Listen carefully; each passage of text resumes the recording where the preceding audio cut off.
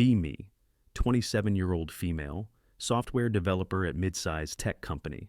Always been passionate about women in STEM and closing gender gap. Constantly posting about need for more female representation in tech. Firmly believe that women face systematic barriers in advancement. Whenever men complain about diversity, hiring just roll my eyes. We're just getting opportunities we always deserved. Work at Dataflow Solutions for about 3 years now. Decent company, maybe 150 employees, mostly male engineers. I'm one of only 12 women in entire engineering department. Team lead position opens up in my division after Mike retires. Really want this promotion. Been working toward leadership role. Position involves managing team of 8 developers plus major client accounts. Significant pay bump from $85K to $120K plus equity options. Know I'm qualified but worried about competing against male colleagues, especially Tom and David who have been here longer than me. Tom has 5 years experience, led several successful projects. David has 4 years, excellent technical skills. Clients love him. Both are genuinely nice guys who've always been supportive. Never made me feel excluded or treated differently because I'm female. Apply for position along with Tom, David, and 2 other male colleagues. Interview process takes about 3 weeks with multiple rounds. Technical assessment, leadership scenarios, client presentation. Feel like I do well, but not sure if I outperformed the competition. Tom's technical presentation was honestly better than mine. David's client management experience is more extensive. Both have led unofficial teams on projects while I mostly worked solo. Week later, get called into meeting with Director Sarah. She's excited to tell me I got the promotion. Congratulations. We think you'll bring great perspective to leadership. Initially thrilled, finally breaking through to management level. This is exactly what I've been working toward for years. Call my parents and friends to share the good news. Post on social media about women in tech success story. First day as team lead, Tom and David both congratulate me genuinely. They seem disappointed but handle it professionally. Promise to support my transition into leadership role. Start noticing things that make me uncomfortable though. During team meeting, Sarah mentions how important diversity is. We're committed to having women in leadership positions. Comments like this make me wonder about decision-making process. Was I promoted because I was best candidate or because I'm female? Try to push these thoughts away and focus on doing good job. First month goes pretty well. Team seems to respect my decisions. Tom and David are incredibly helpful with technical challenges. Often stay late to help me understand complex client requirements. Both clearly know more about certain systems than I do. Start feeling like I'm learning from people who should be my subordinates. Imposter syndrome kicks in hard, constantly second-guessing myself. During quarterly review meeting with other managers, Sarah makes comment about how great it is to have female perspective. Finally have some gender balance in leadership team. Other managers nod approvingly about diversity progress. Realize that my gender was definitely factor in promotion decision. Feel sick to my stomach, but try to convince myself I still deserved it. Overhear conversation between 2 male engineers at coffee machine. They're discussing recent promotion decisions across company. Yeah, they always promote women now, regardless of qualifications. Tom should have gotten that position. He's been here longest. Pretend not to hear, but comments sting because they might be true. Start paying more attention to promotion patterns company-wide. Notice that women and minorities get promoted faster than expected. Compared to their experience levels and demonstrated competencies, realize there's unofficial quota system for leadership diversity. Nothing explicitly stated but clear preference for non-male candidates. Attend leadership training workshop with other new managers. Facilitator talks about importance of diverse perspectives in decision-making. Woman next to me whispers, "Glad I checked the right boxes." Several female managers laugh knowingly about diversity advantages. Realize that others are aware of preferential treatment too. Feel complicit in system that might be unfair to male colleagues. 3 months into management role, major client crisis emerges. Technical problem that requires deep system knowledge to resolve. Tom immediately volunteers to work overtime, fixing the issue. Spends entire weekend debugging complex integration problems. Saves client relationship that was worth $2 million annually. During team meeting, Tom presents elegant solution he developed. Everyone recognizes his exceptional technical contribution. Realize that Tom probably would have handled this crisis better as manager. His deep technical knowledge and client relationships are superior. Start questioning whether company made right choice promoting me. Attend diversity conference that company sponsors downtown. Speaker talks about importance of aggressive diversity hiring. Sometimes you have to prioritize representation over experience. Audience of HR professionals nods enthusiastically about quotas. Feel increasingly uncomfortable with explicit preference admission. Sit in bathroom stall during break, crying about ethical implications. Return to office and observe team dynamics more carefully. Notice that Tom often gets consulted on technical decisions. Other engineers defer to his expertise on complex problems. David handles most difficult client relationships because of his experience. Both men are essentially doing leadership work without the title.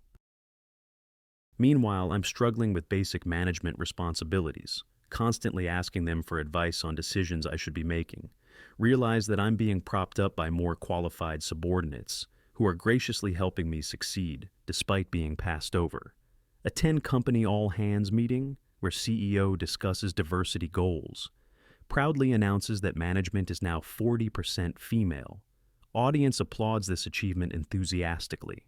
Feel sick knowing that some of these promotions might be undeserved, including potentially my own advancement to leadership position. Start researching company's promotion history over past 5 years. Discover clear pattern of accelerated advancement for women. Female employees consistently promoted faster than male counterparts, even when men had superior technical skills or longer tenure. Realize I'm beneficiary of systematic reverse discrimination. Everything I believed about earning my success through merit is questionable. Confront Sarah about promotion criteria during one-on-one meeting.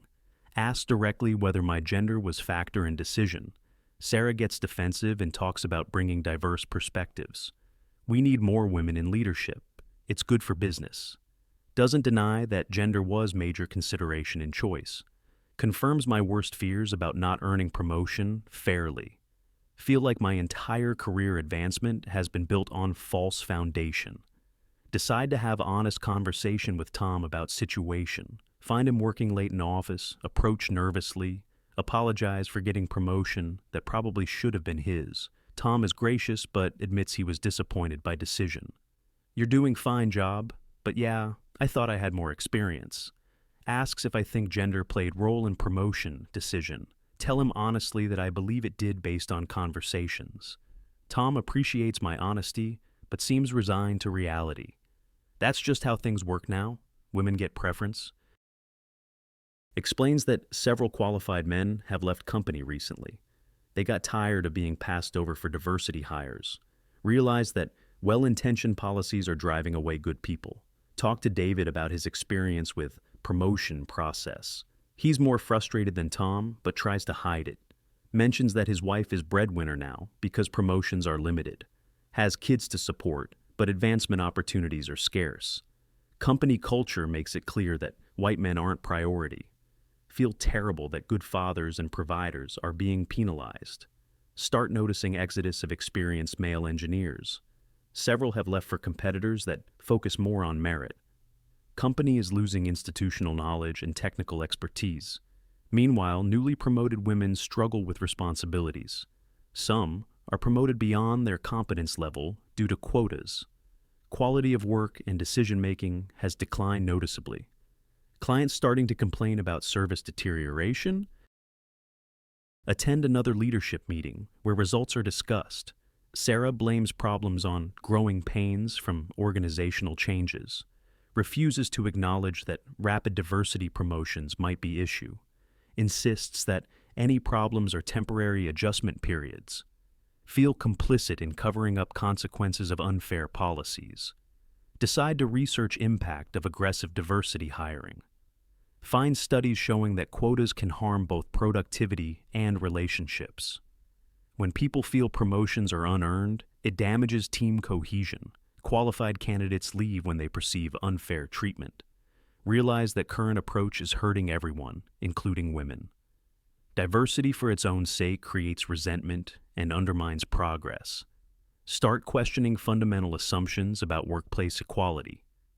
Maybe true equality means treating everyone fairly regardless of demographics, not giving preferences based on gender or race characteristics. Begin feeling guilty about accepting promotion under questionable circumstances. Consider stepping down, but realize it would hurt my career. Also wouldn't change anything about companies' promotion policies. Decide to try being best manager possible despite circumstances. Work extra hours studying technical systems and management practices. Ask Tom and David to teach me skills I'm missing. Acknowledge their expertise publicly and give them credit for contributions. Try to earn respect through performance rather than relying on diversity status. Slowly improve at job, but still feel like imposter. Know that I probably wouldn't have gotten opportunity without gender preference. Struggle with cognitive dissonance between feminist beliefs and reality. Always believed that women just needed fair chance to succeed. Now, seeing that fair chance sometimes means unfair advantage. Observe other diversity hires struggling with similar issues. Several promoted women seem overwhelmed by responsibilities. Some develop anxiety and depression from imposter syndrome. Others become defensive and angry when questioned about qualifications. Realize that diversity quotas can be harmful to supposed beneficiaries. Creates doubt about whether achievements are legitimate. 6 months into management role, major performance review cycle. Have to evaluate team members, including Tom and David. Both deserve excellent ratings and recommendations for advancement.